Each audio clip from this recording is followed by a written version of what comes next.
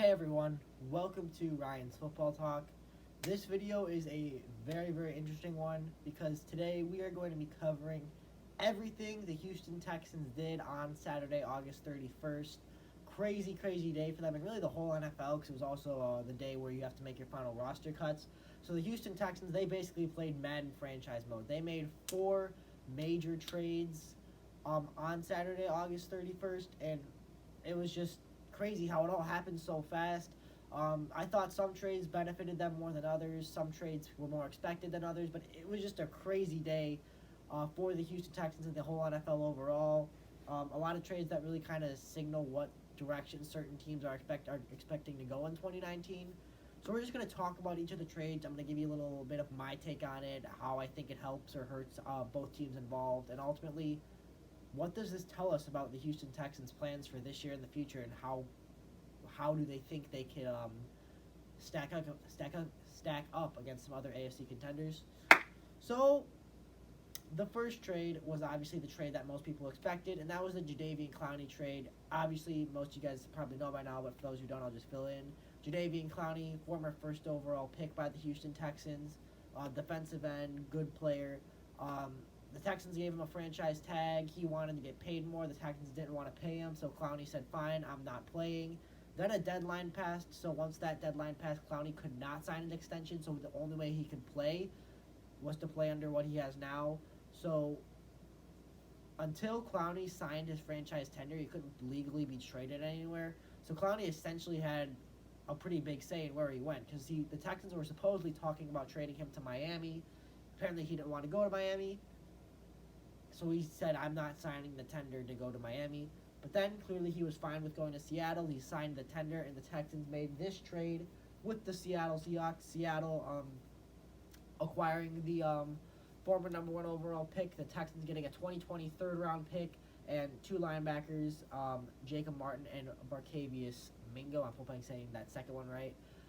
So, first of all, for the Seahawks, I think this is a really good trade for them because I think, especially after trading away Frank Clark, I think this is good to kind of fill the gap that he left. You know, I know they're trying to stack up that defensive line. They got Ziggy Ansah.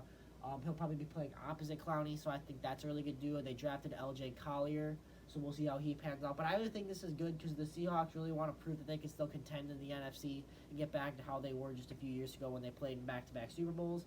I know the Seahawks fans and the teams are excited about it. Russell Wilson posted on Instagram welcoming him to the team. He seems super psyched about it. So I definitely think this is a good trade for the Seahawks. Now this is where it gets really interesting. The Texans. So I think the third-round pick, I think that's good because, you know, you gave up, you're likely going to have to give up a third-round pick for Duke Johnson. So you're essentially getting your third-round pick back for Johnson. So that's like, it kind of cancels it out. But then these two linebackers, it's really what confuses me because I think the Texans actually have a really solid linebacking core before this. You got Whitney Merciless, Benardrick McKinney, and then Zach Cunningham, who I think is fairly underrated, and then Brennan Scarlett, who they just signed to an extension. So I think that's four guys that really make up a solid core. So I just don't really think this really fits the needs for the Texans at all. I think the linebacking core for the Texans was already really good, and these guys probably aren't even going to start. So I just don't think it makes any sense for the Texans. I would almost say rather get these guys out, try and make this a second-round pick or a first-round pick or a second and a fourth. I'm sure the Seahawks really didn't have to think too much when they got this offer because really it just favors them so much. They get a really good pass rusher former number one overall pick, and like these guys probably weren't even going to see much playing time with them. And then the third-round pick, like, okay, yeah, but now you're just back to where you were before this offseason with one third-round pick. So this trade, the Seahawks absolutely won this trade. Texans got robbed for their former number one overall pick. They should not have accepted this. I mean, they should have maybe tried to get Dwayne Brown back, their former left tackle, or try and get, you know, maybe a center or a better defensive player, maybe try and pursue someone in their secondary. Just this trade does not fill in any needs for the Texans, and Seattle just wins this trade hands down. So what impact will Clowney have for Seattle? I think Clowney's going to have a very good impact on Seattle. I think he'll get to the quarterback a lot. But let's remember, as we look at his stats here, he has not had a double-digit sack season in his career. I'm zooming in. I hope you can see it. You see 9.0, 9.5. He's gotten really close, but he has not had a double-digit sack season yet, and he has battled injuries. So Clowney, it's not all perfect with him. He does have some struggles. Hasn't quite lived up to the number one overall pick potential, but he's still been a great asset for the Texans on defense opposite J.J. Watt for the time he was there, and now he's going to be opposite Ziggy Ansah, and with a team that definitely has a history of good defense. You got Bobby Wagner there, and maybe they're trying to make a little Legion of Boom 2.0, who knows. But, yeah, Seahawks should be happy about Jadeveon Clowney, and I think it'll help them make the NFC West race a little more interesting. Now this was a huge trade. This trade was a big one. So the Dolphins gave up offensive tackle Laramie Tunsil, wide receiver Kenny Stills, a 4th-round pick in 2020, and a 6th-rounder in 2021, while Houston gave up a boatload of picks, including their next 2 first-round picks for 2020 and 2021. So as of right now, the soonest they're going to have a first-round pick is 2022. 2021 second-round pick, so in 2021, they're not picking until the 3rd round as of now. Offensive tackle Julian Davenport and cornerback and special teamer Johnson Batamosi. This is a huge trade because there were rumors that the Texans wanted Tunsil for a while, but there were also rumors that the Miami Dolphins players did not want the Dolphins staff to trade away Tunsil. There was rumors that the Dolphins players would, quote, revolt if Tunsil was traded, so I don't know if that revolt's happening or will happen because Tunsil is no longer a Dolphin. The Texans absolutely had to do whatever it took to protect Deshaun Watson, so I think they really did a good job getting him a really solid left tackle to protect his blind side. Sacked 62 times last year, always scrambling, very little time to throw certain times. So I think this is a huge upgrade for Texans' offensive line that needed it because before this it looked like Matt Khalil was going to be their starting left tackle, and this is a huge upgrade. You know, Laramie Tunsil, 1st-round pick in 2016. Promising young players. I think his best days are still ahead of him, so this was definitely a good part for the Texans. Good job getting him, and Deshaun Watson should be very happy that he's got a solid left tackle. Then Kenny Stills. This one I really did not expect because I thought the Texans were happy with DeAndre Hopkins and Will Fuller.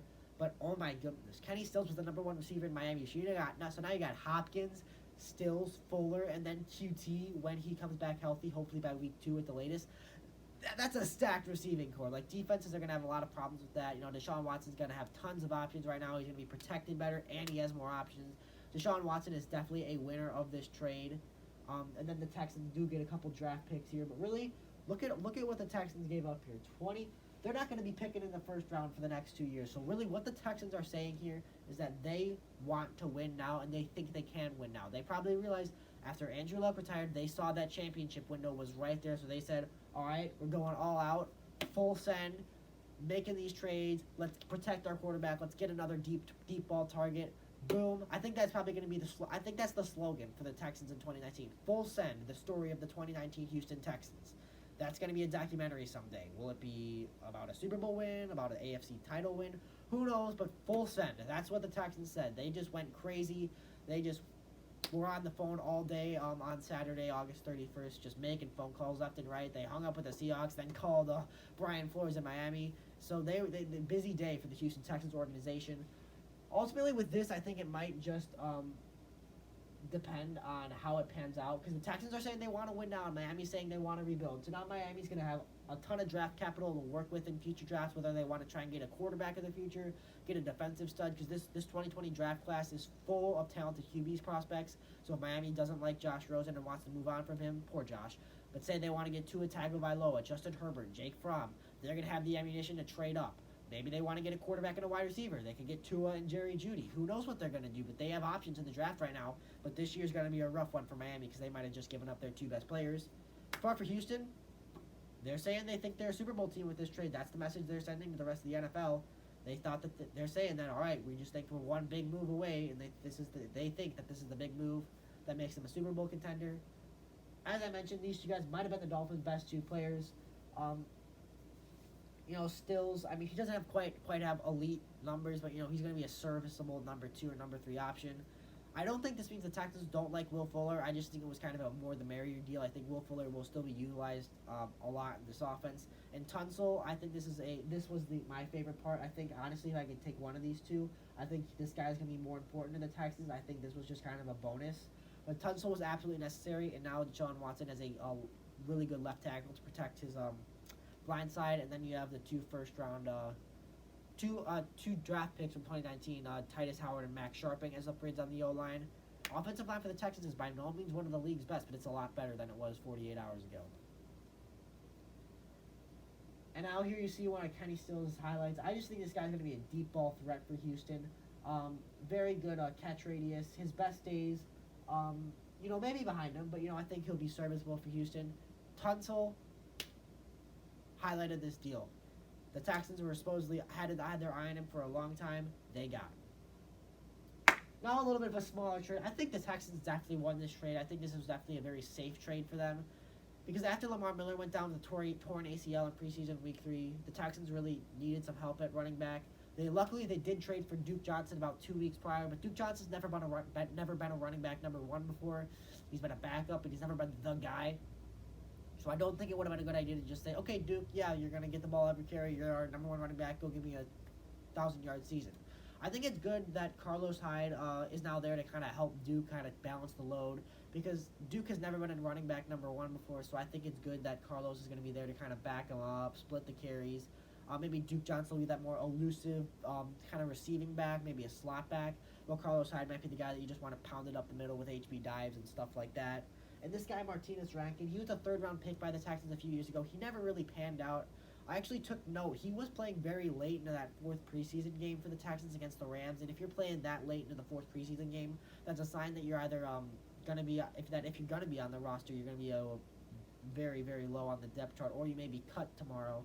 So I think there's a chance the Texans were going to cut him. But Carlos Hyde, great job. He did have some good days in San Francisco, but he's been a journeyman for a while.